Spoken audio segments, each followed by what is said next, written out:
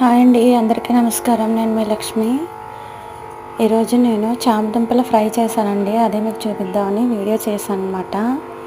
ఇది చాలా ఫాస్ట్గా అయిపోతుందండి. ఈ కర్రీ కూడా చామదుంపల్ని కుక్కర్లో ఉడకపెట్టేసుకొని ఒక 3 విజిల్స్ రానిచ్చి ఉడకపెట్టేసుకున్నా సరిపోతుందండి.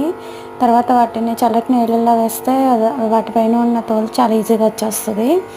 చక్కగా వాటిని అలా ఉంచేసుకొని పక్కన పెట్టేసుకొని ఉల్లిపాయలు, ఆనియన్స్, చిల్లీస్ కూడా పొడవు ముక్కలుగా కట్ చేసుకోవాలన్నమాట.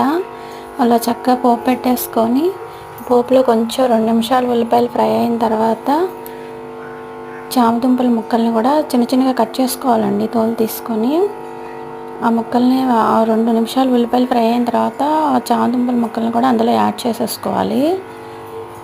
కొంచెం ఉప్పు, పసుపు వేసుకొని ఒక 2-3 మినిట్స్ అలా మగ్గ పెట్టేసుకున్న తర్వాత స్పూన్నర కారం వేసుకొని మళ్ళీ ఒక 5 మినిట్స్ అలా కారం వేసిన తర్వాత ఒక 5 మినిట్స్ ఉంచాలండి. తర్వాత దించేసుకోవచ్చు. చాలా టేస్టీగా ఉండే చామదుంపల ఫ్రై కంప్లీట్ అయిపోతుంది. ఈరోజు ఒక్క కర్రీతోనే అడ్జస్ట్ అయిపోతుంది అనమాట. నాకు కొంచెం బిజీగా ఉండడం వల్ల నేను ఒక కర్రీ చేశాను. యాక్చువల్గా ఈ కర్రీ అంటే మా హస్బెండ్కి చాలా ఇష్టం కూడా. ఇది చేస్తే ఒకదాంతో అడ్జస్ట్ అయిపోతారు ఆయన. ఈ వీడియో కనుక మీకు నచ్చినట్లయితే సబ్స్క్రైబ్ చేయండి, లైక్ చేసి షేర్ చేయండి. బాయ్.